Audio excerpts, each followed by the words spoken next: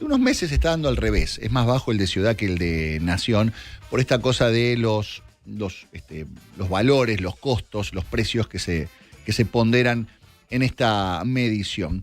Para analizar qué significa este 1.6% en Ciudad de Buenos Aires y qué puede pasar y qué números le da a las consultoras privadas, en este caso a la que ella tiene a su cargo. Vamos a hablar con María Castiglioni, que es economista y directora de CIT Asesores Económicos. María, bienvenida, ¿cómo estás?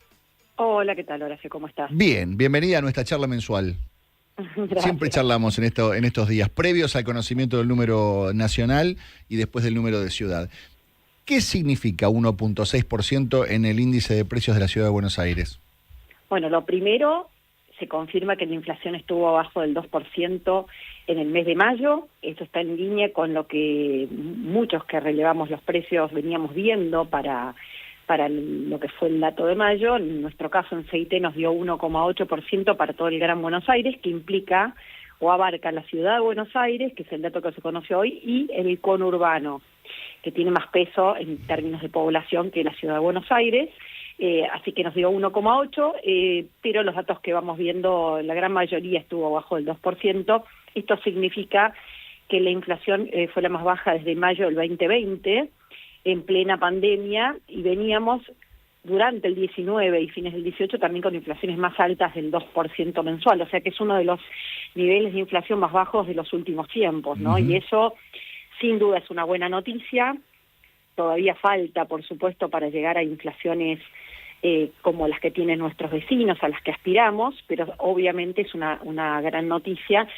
Y como todos lo veremos, o lo estamos empezando a ver los argentinos, a medida que la inflación está siendo más baja, significa que los precios se mueven menos seguido, hay menos correcciones, en algunos rubros tardan más en corregir y empezamos a tener referencia de lo que valen las cosas, y este es uno de los grandes beneficios, además de otros, de la menor inflación, ¿no? Empezar a poder darnos cuenta de si hay algún precio que por ahí está muy alto o no tan alto, o hay una oferta que realmente vale la pena.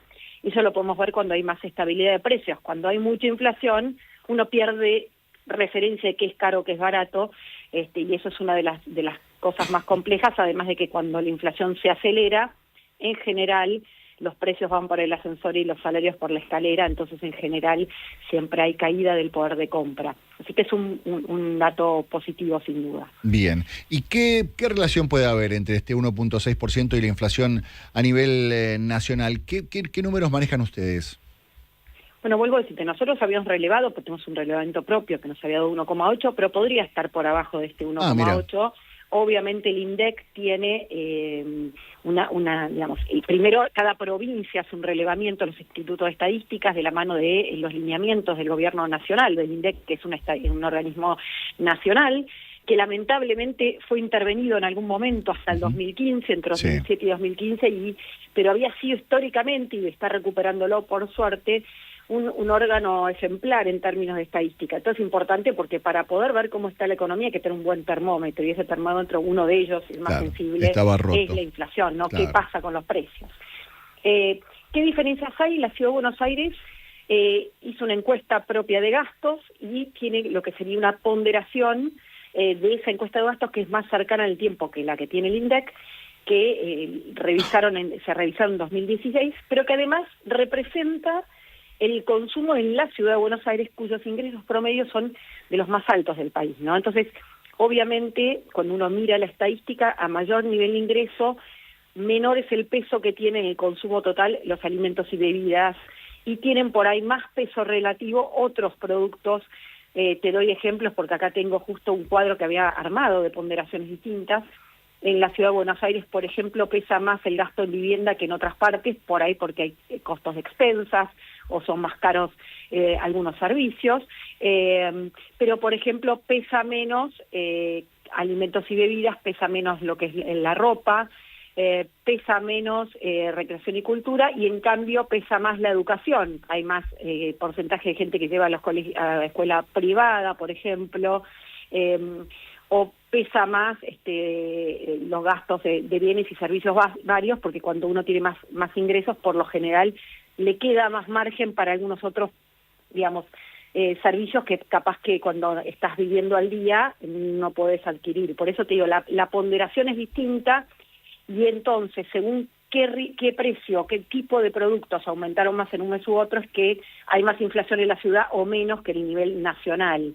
El año pasado, como lo que más había aumentado eran los servicios, luz, gas, agua y también escuelas privadas y en salud que aumentaron por arriba del promedio, por eso la Ciudad de Buenos Aires tenía casi todos los meses más inflación que el promedio nacional. Pero eso tenía que ver con esto que te decía, pesaba menos, mientras que los alimentos y bebidas no alcohólicas habían aumentado abajo de la inflación. Por eso en el Gran Buenos Aires y sobre todo en el norte, que es donde pesan más los alimentos, la inflación había sido relativamente más baja que en la Ciudad de Buenos Aires. Claro. Ahora eso no se está dando en los últimos meses porque había aumentado, sobre todo en marzo y abril, había sido más fuerte el aumento de alimentos y bebidas. Recordemos que había subido mucho la fruta, la carne, las verduras, entre otras cosas, y eso había generado que la ciudad tuviera menos inflación que la nacional, ¿no? Claro, claro. María, ¿y qué? A ver, ya pasaron 10 días prácticamente del mes de junio. ¿Sigue esta tendencia a la baja? Nosotros estamos viendo siempre la primera semana del mes, tenés los incrementos que son mensuales, Claro. Se pondrán ahí en esa semana. Claro. Cuando uno mira las 4 semanas móviles, incluida la primera semana de junio, estamos también en niveles muy parecidos a los que nos cerró el mes de mayo. No hay Mirá. demasiados cambios y esto obviamente es una buena noticia, porque además en mayo estuvieron el hot sale que bajó más de 10 días, muchos precios. También fue la reversión o la fuerte baja en las verduras, que ahora obviamente se estabilizó después de la suba que había habido en marzo. Habían jugado muy a favor en el mes de mayo, así que te diría es bueno que la inflación siga en estos niveles parecidos a los del mes de mayo, y en la medida que esto se consolide, por supuesto, vamos a ir viendo también, y otras cosas que hay que estar atentos, cómo va impactando en el precios al consumidor final la baja de costos vía baja de aranceles, baja de algunos impuestos como impuestos internos a electrodomésticos, etcétera, que todo eso termina repercutiendo en los precios finales, ¿no? En toda la cadena y cómo llega al precio final. Eso obviamente, en la medida que la inflación es más baja, todo eso va a terminar colaborando. Lo mismo que estamos viendo bajas en precios de la ropa y en otros productos que tienen que ver con ofertas en un momento donde se estabilizó el tipo de cambio y donde obviamente Argentina tiene que competir en un contexto de economía más abierta, con importaciones o con gente que viaja a otros países a querer comprar productos en los que históricamente Argentina ha sido bastante cara, ¿no? Sí, claro. No, justo hoy estábamos hablando, experiencias mías como usuario, que estoy viendo que me cuesta mucho más barato importar electrodomésticos vía Amazon, pagando todos los derechos de importación y todo puestos en la puerta de mi casa, con respecto a lo que cuestan acá las cosas. Evidentemente en algún momento esos precios tienen que ajustarse, porque abierta esta posibilidad de que cualquiera lo pueda comprar, la verdad van a tener que competir con precio. Efectivamente, bueno, ahora lo que se decidió el mes pasado, que fue no solo, viste que salió mucho lo de los celulares, Sí. que era la baja de aranceles, que son los derechos de importación, pero también se bajó para ese producto, pero para heladeras, como planteas otros artículos del hogar, un impuesto que se llama impuestos internos, Sí. que era del 19,5% para lo que se producía en mi país, y Claro. lo que se producía en mi Tierra del Fuego de 9,5%, se bajó el 9,5% ese impuesto, es un montón. Bueno, en la medida que todo esto vaya trasladándose, si vos en Argentina, la diferencia con importar es que por ahí lo que podés tener es crédito, financiación, que eso no lo tenés cuando lo traes de afuera, pero claro, la diferencia tiene que ser acotada, porque si no, no hay financiación que te compense si vos tenés que pagarlo al doble o más del doble un producto, ¿no? Entonces, ahí es donde la brecha se tiene que achicar necesariamente, y acá hay un juego de impuestos, de márgenes, de costos financieros, es decir, un combo de cosas que son algunas adentro de las compañías, otras tienen que ver con lo impositivo.